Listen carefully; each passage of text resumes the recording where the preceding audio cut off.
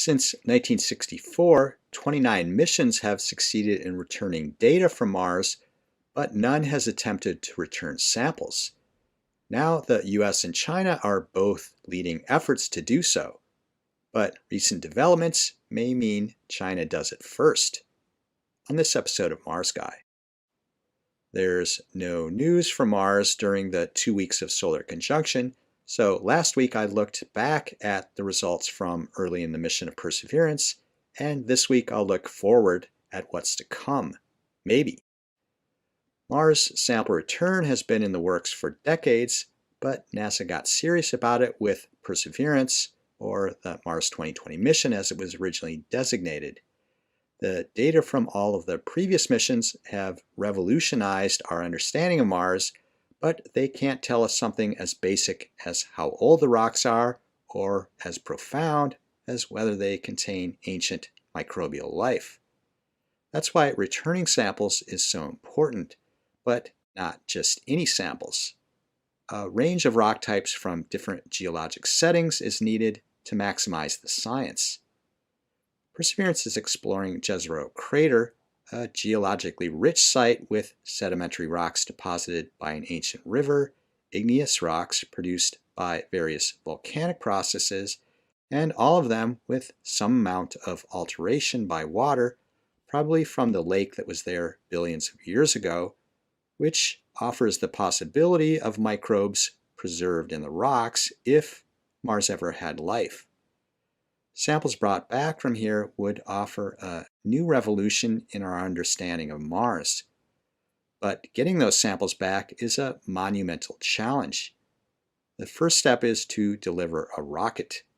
As currently planned, the lander that carries it would be the biggest one ever sent to Mars. Here's Mars Guy for scale. Then Perseverance would deliver its sample tubes to the lander, which has a sample transfer arm built by the European Space Agency to put them into a capsule in the rocket. But what if Perseverance gets disabled before reaching the lander? The backup plan is to send 2 Ingenuity-class helicopters with the lander that can fly off to collect the samples already dropped off in a depot on the floor of Jezero Crater. Once all the samples are safely packed into the capsule, a 2-stage rocket would be cold-launched like some missiles used by the military, then hot-fired to reach orbit around Mars.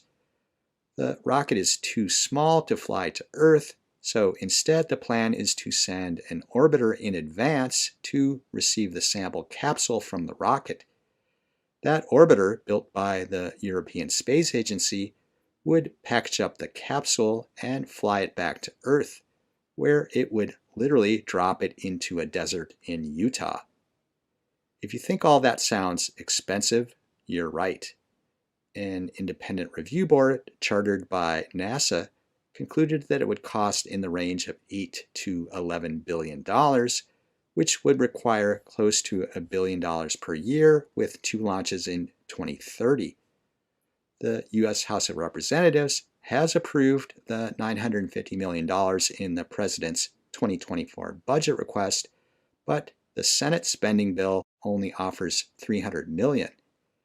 This gap and the uncertainty it creates has led NASA to pull back on its efforts to develop the Mars Sample Return Program out of concern for the possible major cuts needed if the Senate bill passes.